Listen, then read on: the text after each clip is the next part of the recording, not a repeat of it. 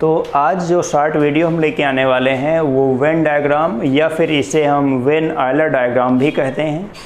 और ये बहुत ही इम्पॉर्टेंट टॉपिक होता है। कई बार स्टूडेंट्स को समझने में बड़ी समस्याएं आती हैं और समझना इस वजह से आवश्यक है इस छोटे टॉपिक को, क्योंकि इससे जो है कि आपका बड़ा कैलकुलेशन सेट्स का बहुत छोटा हो जाता है। तो विद्यार्थियों को आराम से समझना है, यहाँ पे कोई जल्दबाजी नहीं करनी है। ये all students of one day exams, defence, engineering और एकेडमिक के स्टूडेंट्स को भी ये बराबर समझ में आने वाली बातें हैं और बहुत ही ज़्यादा यूज़फुल ट्रिक्स यहाँ पे मिलने वाली हैं आपको। कि सबसे पहले मैंने कहा कि शॉर्ट ट्रिक आपको दी जाएगी, तो शॉर्ट तरीके से ही कैसे सॉल्व किया जा सकता है, बहुत आसान तरीके से इन बातों को समझना है। यहाँ पे दो बेसिक बातें समझने वाली होंगी कि जॉइंट सेट्स किसे कहते हैं और डिसजॉइंट सेट्स किसे कहते हैं।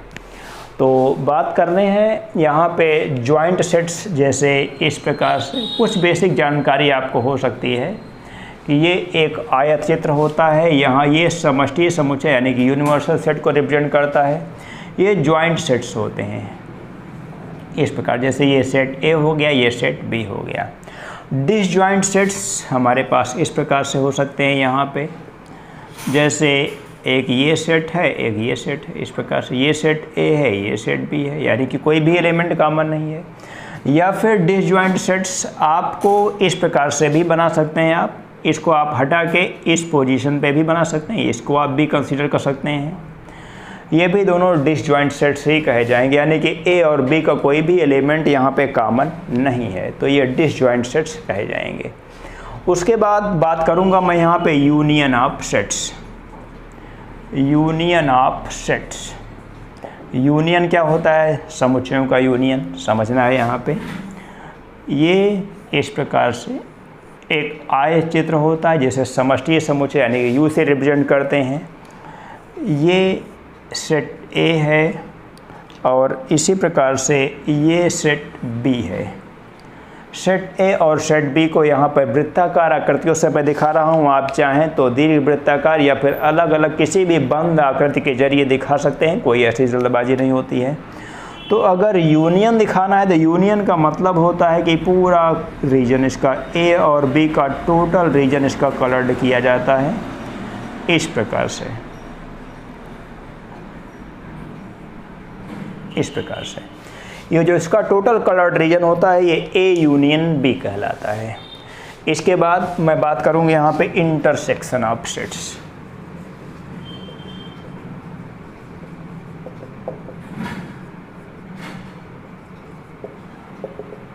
ये इंटरसेक्शन ऑफ सेट्स यहाँ पे आने वाला है और यहाँ पे भी एक छोटे से फिगर के जरिए आपको बता रहा हूँ। ये यूनिवर्सल सेट यू को रिप्रेजेंट कर रहा है, ये सेट ए को रिप्रेजेंट कर रहा है और ये सेट बी को रिप्रेजेंट कर रहा है। तो यहाँ पर जो इंटरसेक्शन होता है, इंटरसेक्शन का मतलब होता है दोनों का कॉमन पार्ट। कॉमन पार्ट यहाँ पर मैं इसे ले रहा हूँ इस प्रकार से। ये जो कलर्ड रीजन है वो कलर्ड रीजन आपका कहा जाता है intersection of set A and set B.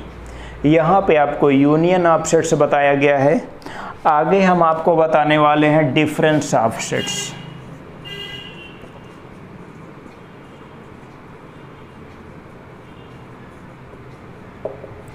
Difference of sets का मतलब यहाँ पे समुच्चयों का अंतर। अगर हमारे पास दो दिए गए समुच्चय हैं ए और बी, ये समष्टि समुच्चय यू को रिप्रेजेंट कर रहा है, ये सेट ए को रिप्रेजेंट कर रहा है और ये सेट बी को रिप्रेजेंट कर रहा है इस प्रकार से। अब मैं यहाँ पे ए माइनस बी को रिप्रेजेंट करने वाला हूँ, तो ए माइनस बी की डेफिनेशन आपको बताई गई है कि x belongs A and not belongs in B.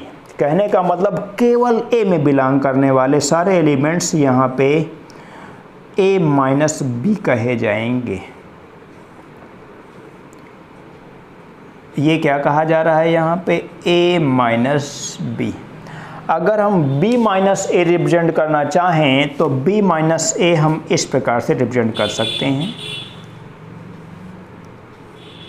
ये जो ब्लू लाइनिंग के जरिए कलर किया गया है, ब्लू लाइनिंग, और चाहें तो इसको आप लाइनिंग को, जैसे आपने इसको ये वर्टिकल किया, इसको आप हॉरिजॉन्टल कर सकते थे, कोई ऐसी समस्या नहीं है। ये रिप्रेजेंट कर रहा है यहाँ पे, ये b माइनस ए को रिप्रेजेंट कर रहा है। ये रेड वाला पोर्शन a माइनस बी को रिप्रेजेंट कर रहा है और ब्लू वाला पोर्शन b माइनस ए को रिप्रेजेंट कर रहा है। इसको विद्यार्थी नोट करें। ओके, की बार हम एक ऐसी पोजीशन आपको बताने वाले हैं जहां पर a सबसेट b है, उसके बाद a union b, a intersection b, इन बातों को हम डिस्कशन करने वाले हैं। इफ़ a सबसेट, क्या यहाँ पे प्रॉपर सबसेट की कंडीशन ले रहा हूँ, a प्रॉपर सबसेट b है। अब अगर a प्रॉपर सबसेट b का आपको फिगर बनाने के लिए कहा जाए तो आप इस प्रकार से बनाएंगे इसको। ये यूनिवर्सल सेट u रिप्रेजेंट कर रहा है। इसके अलावा यहाँ पर ये जो है कि ये b को रिप्रेजेंट कर रहा है और ये a को रिप्रेजेंट कर रहा है। क्योंकि यहाँ पे कहा गया है a प्रॉपर सबसेट b, यानी कि a पूर्ण रूप से b के अंदर बनने वाला है। अब अगर मैं यूनियन की बात करूँ, union a union b equals to a union b, इसका पूरे का हिस्सा कहा जाएगा। ये पूरा कलर्ड रीजन जो बता रहा है वो a यूनियन b को बता रहा है। ठीक, अगर मैं कहूँ कि a इंटरसेक्शन b को आप कलर्ड कीजिए तो a इंटरसेक्शन b का मतलब ये पूरा हिस्सा केवल और केवल ये जो दोनों में कॉमन है, ये ब्लैक वाला हिस्सा इसका रिप्रेजेंट कर रहा है a इंटरसेक्शन b को। इस प्रकार से a प्रॉपर सबसेट b की कंडीशन पे आपने यूनियन और इंटरसेक्शन को देख लिया है। आगे बढ़ूंगा, अब की बार मैं बताने वाला हूं आपको कॉम्प्लीमेंट्री सेट पे, यानी कि पूरक समुच्चय क्या होता है। तो ये 5वां हो रहा है हमारे पास कॉम्प्लीमेंट्री सेट।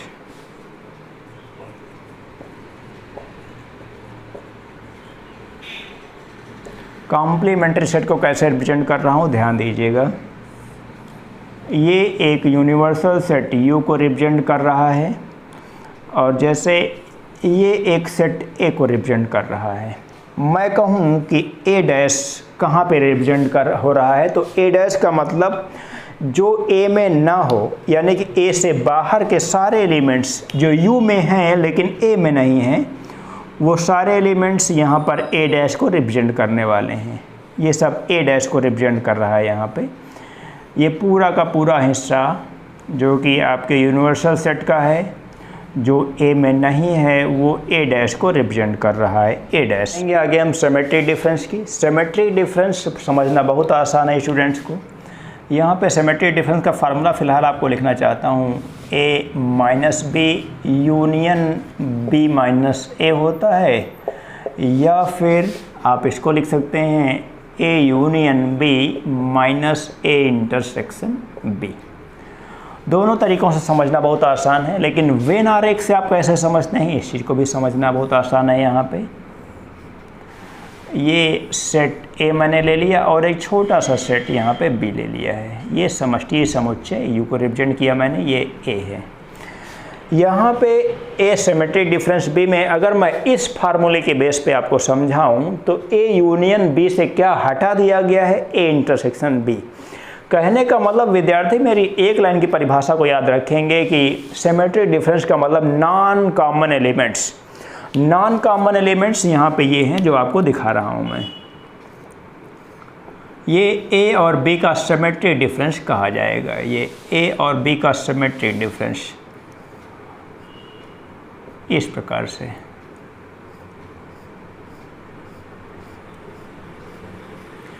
A और B के जो नॉन कॉमन एलिमेंट्स हैं वो यहाँ पे सिमेट्रिक डिफरेंस कहे जाएंगे। आगे बढ़ूँगा, अगर A इंटरसेक्शन B को हमें सॉल्व करना है किस प्रकार से, वेन डायग्राम मेथड से, तो बहुत आसान तरीका है। ये U रिप्रेजेंट कर रहा है, ये सेट A रिप्रेजेंट कर रहा है और ये सेट B रिप्रेजेंट कर रहा है। हमसे कहा जा रहा है कि A इंटरसेक्शन B का होल डैश रिप्रेजेंट करना है, तो हम इस प्रकार से आपको समझना है कि A इंटरसेक्शन B में जो है उसको छोड़ दिया जाए, बाकी सब कुछ कलर करना है यहाँ पे इस प्रकार से।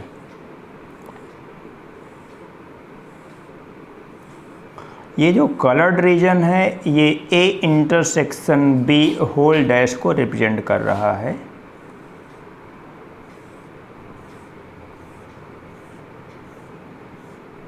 एक बार फिर से यहाँ पे देखता हूँ कि A intersection B whole dash को कैसे रिप्रेजेंट करते हैं। सबसे पहले ए इंटरसेक्शन बी का मतलब ए इंटरसेक्शन बी में तो केवल इतना हिस्सा मिलेगा हमको, केवल इतना हिस्सा मिलेगा, और इसके बाहर का जो भी हिस्सा है वो सारा का सारा हिस्सा A intersection B whole dash का हिस्सा कहा जाएगा। तो इसको भी स्टूडेंट समझ रहे हैं। अब की बार बात कर रहा हूँ ए माइनस बी होल डैश की, यानी कि ए माइनस बी होल डैश को, यानी कि इसके कॉम्प्लीमेंट्री सेट को हम कैसे रिप्रेजेंट कर सकते हैं, इसको समझना है आपको। बहुत आसान है ये ए है, ये बी है। सबसे पहले स्टूडेंट्स को ये समझना है कि ए माइनस बी यहाँ पे क्या है। ए माइनस बी आप जानते हैं कि ये यहाँ से लेके ये पूरा हिस्सा, ये पूरा हिस्सा, ये पूरा हिस्सा, ये इतना हिस्सा, ये ए माइनस बी का हिस्सा है। तो अब डैश की बात आ गई तो डैश का मतलब ही यही आपको बताया गया है कि इसके अलावा जो भी है वो सारा का सारा यहाँ पे क्या कहा जाएगा, ए माइनस बी होल डैश कहा जाएगा। यानी कि अगर कलर्ड करूँ तो इस प्रकार से कलर्ड कर सकता हूँ इसे।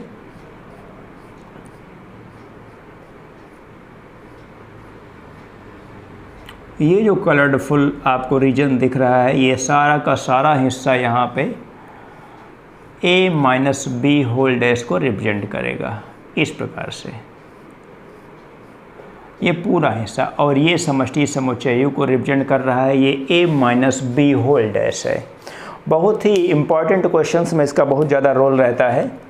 अब मैं बात कर रहा हूँ यहाँ पे A intersection B intersection C is equals to A intersection B intersection C. यानी कि आपको इस प्रकार से एक तीन सेट का एक यहाँ पे तीन सेट का एक यूनिवर्सल सेट बनाना है। ये ए है, ये बी है और ये सी। इस प्रकार से इसको ए बी और सी नाम दे रहे हैं। अब की बार ये कहने का मतलब ये है कि जो तीनों में कॉमन हो, A intersection B intersection C का मतलब जो तीनों में कॉमन हिस्सा होगा, ये हिस्सा ऐसा हिस्सा है जो तीनों में कॉमन है। यानी कि ये सेट कहा जाएगा ए इंटरसेक्शन बी इंटरसेक्शन। 10वीं प्रॉपर्टी आपके सामने है कि A union B intersection C equals to A union B intersection A union C. इसको सॉल्व करना है, कोई ऐसी समस्या होने वाली नहीं है। आप ध्यान दें इस प्रकार से, मैं पहले इसका लेफ़्ट हैंड साइड ये सॉल्व करने वाला हूँ। यानी कि ए बी और सी, इस प्रकार से ए बी और सी, ये तीन सेट यूनिवर्सल सेट U के प्रॉपर सबसेट हैं। अब यहाँ पे सबसे पहला काम है कि मैं पूरा ए कलर कर डालूँ, पूरा ए।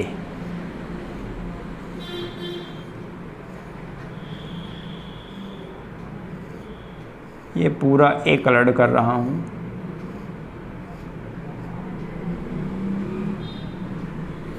उसके बाद बात कर रहा हूँ यहाँ पे बी इंटरसेक्शन सी कलर करने की। बी इंटरसेक्शन सी यानी कि बी और सी में जो कॉमन पोर्शन है। अब इस सेट और इस सेट का जो यूनियन है, यूनियन का मतलब ये होगा कि जो नीली और यानी कि ब्लू और रेड लाइनिंग का जो भी कलर्ड रीजन आएगा वो पूरा का पूरा हिस्सा A union B intersection C कहा जाएगा। या फिर अगर आप इसको सॉल्व करेंगे तब भी यही हिस्सा आएगा जो इसमें आपको दिखाया जा चुका है। आगे बढ़ूंगा इस प्रकार से A intersection B union C equals to A intersection B union A intersection C. ये थोड़ा सा अलग टाइप का सवाल है, इसको समझना होगा आपको।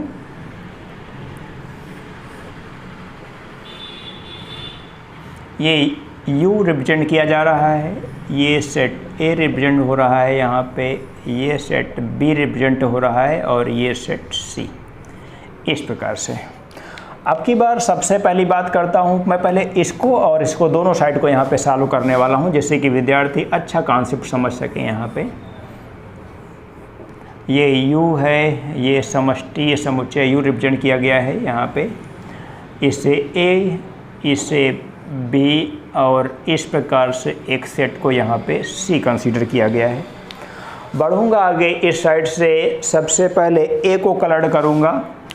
बहुत अच्छा फिगर यहाँ पे बनने वाला है। सबसे पहले ए को कलर करना है हमें, ये ए।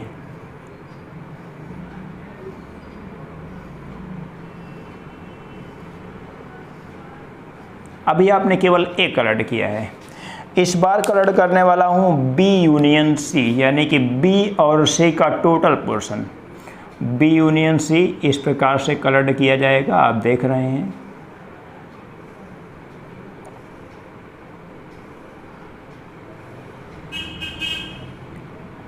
केवल बी यूनियन सी कलर कर रहे हैं हम। ब्लैक हॉरिजॉन्टल लाइनिंग से हम बी यूनियन सी कलर कर रहे हैं। हम यहाँ पे वर्टिकल लाइनिंग से सेट ए को कलर कर रहे हैं। तो इसमें A intersection B union C जो होगा वो जो चेक पोर्शन है वो हिस्सा होगा, चेक पोर्शन। ज़रा इसको सॉल्व करें। सबसे पहला काम ए इंटरसेक्शन बी को कलर करेंगे हम। ए इंटरसेक्शन बी यानी कि जो ए और बी दोनों में कॉमन है, इस प्रकार से कलर कर चुका हूँ मैं। ए इंटरसेक्शन बी के बाद मैं कलर करने वाला हूँ यहाँ पे ए इंटरसेक्शन सी, यानी कि ए और सी में जो कॉमन पोर्शन है उसको कलर करने वाला हूँ इस प्रकार से।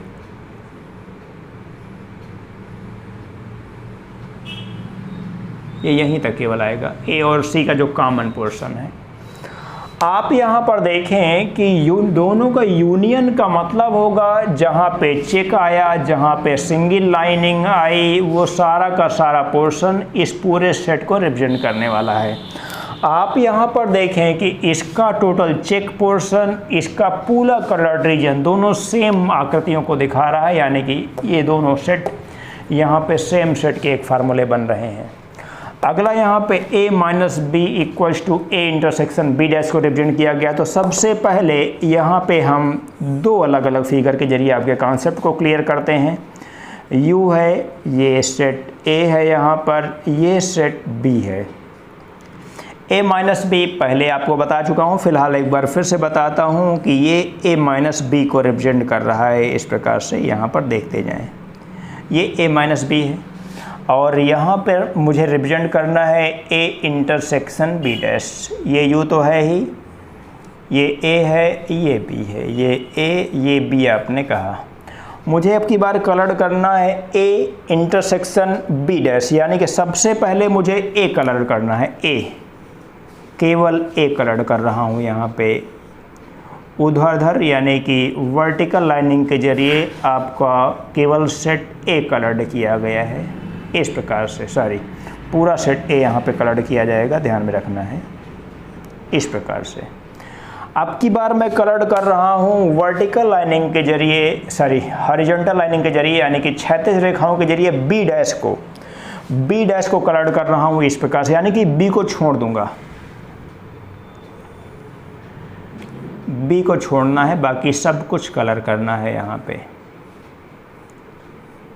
ये बी डैश को कलर कर रहा हूँ इस समय, ध्यान में रखना है स्टूडेंट्स को।